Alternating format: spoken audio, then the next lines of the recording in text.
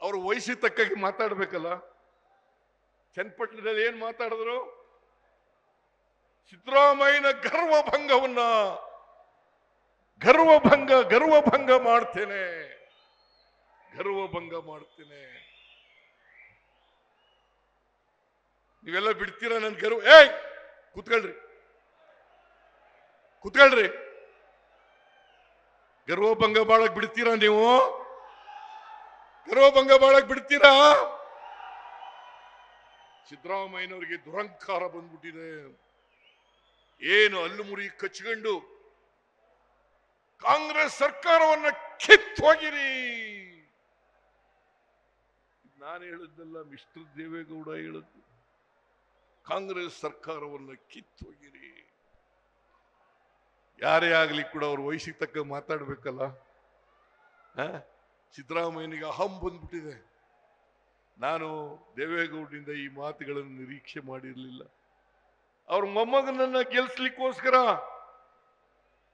ಒಂದು ವಾರ ಚನ್ನಪಟ್ಟಣದಲ್ಲೇ ಉಳಿದು ಬಿಟ್ರು. ಹಾಸನಕ್ಕೆ ಒಂದಿನಾರು ಬಂದಿದ್ದಾರ? ಯಾವತ್ತಾರೋ ಹಾಸನಕ್ಕೆ ಬಂದಿದ್ದಾರ?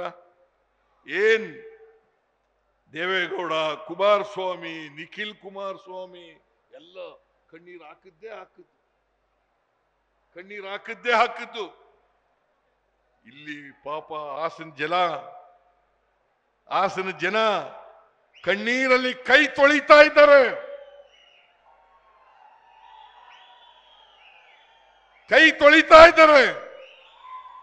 ಎಲ್ಲ ಮಹಿಳೆಯರು ಇವತ್ತು ಆತಂಕದಲ್ಲಿದ್ದಾರೆ.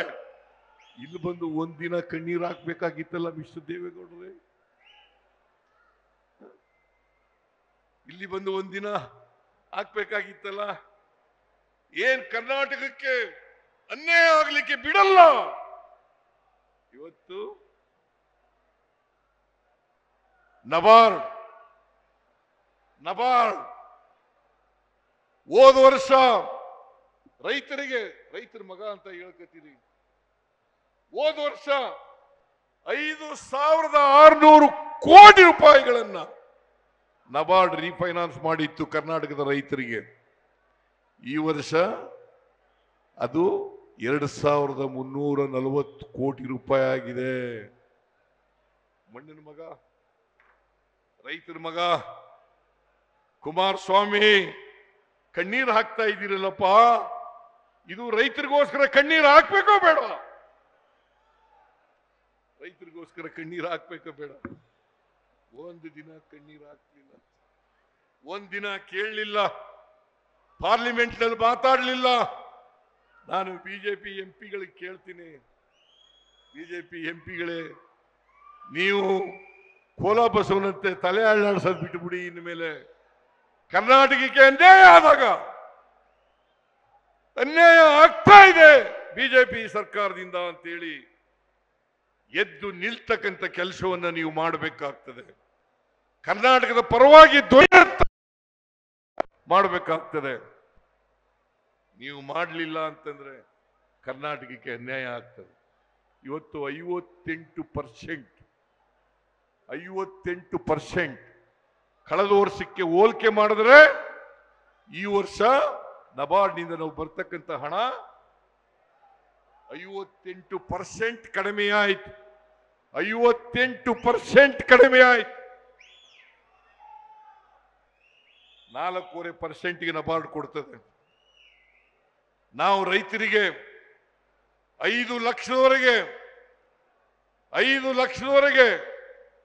ಶಾರ್ಟ್ ಟರ್ಮ್ ಲೋನ್ಗೆ 0% ಇಂಟ್ರೆಸ್ಟು, 4% ತಕೊಂಡು 0% ಇಂಟ್ರೆಸ್ಟ್ ಕೊಡ್ತಾ ಇದ್ದೀವಿ.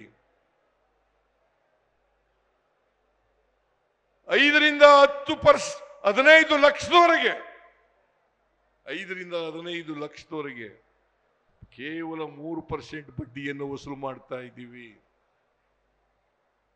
ನೀವು ದುಡ್ಡು ಕೊಡದೆ ಹೋದ್ರೆ, ನಬಾರ್ಡ್ ಅವರು ದುಡ್ಡು ಕೊಡದೆ ಹೋದ್ರೆ, ನಬಾರ್ಡ್ ಬರೋದು ಯಾರ ಅಧೀನದಲ್ಲಿ?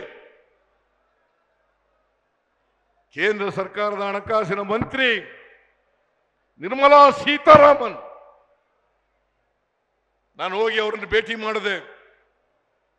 ಪ್ರಧಾನಮಂತ್ರಿಗಳನ್ನು ಭೇಟಿ ಮಾಡಿದೆ, ಮನವಿಯನ್ನು ಕೊಟ್ಟಿದ್ದೇನೆ. ನಬಾರ್ಡ್ನವ್ರಿಗೆ ಹೇಳಿ, RBIನವ್ರಿಗೆ ಹೇಳಿ, ನಮಗೆ ಕೊಡಿಸ್ಕೊಡಿ. 5,600 ಕೋಟಿ ರೂಪಾಯಿ ಕನಿಷ್ಠ. ನಾವು ಇನ್ನೂ ಹೆಚ್ಚಾಗಿ ಕೇಳಿದ್ದೀವಿ. 5,600 ಕೋಟಿನಾದ್ರೂ ಕೂಡ ಹೋದ್ ಸಾರಿ ಕೊಟ್ಟಿದ್ದಂತ ಹಣವನ್ನಾದ್ರೂ ಕೊಡಿಸಿ. ಕೊಡ್ಲಿಲ್ಲ. ದೇವೇಗೌಡರು ಇವತ್ತಿನವರಿಗೆ ಬಾಯಿ ಬಿಟ್ಟಿಲ್ಲ. ಇದು ರೈತರಿಗೆ ಮಾಡ್ತಕ್ಕಂಥದ್ದು ಅನ್ಯಾಯ ಅಲ್ವಾ?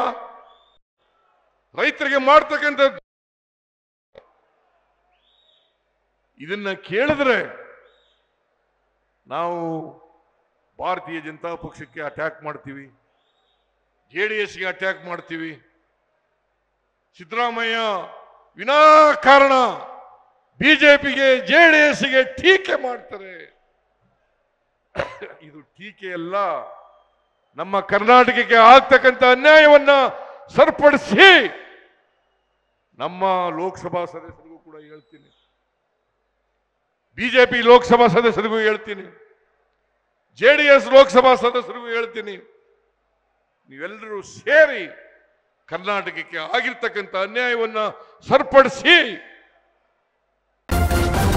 ನ್ಯೂಸ್ ಫಸ್ಟ್ ನಿರ್ಭೀತಿಯಿಂದ ನಿಮ್ಮ ಪರವಾಗಿ.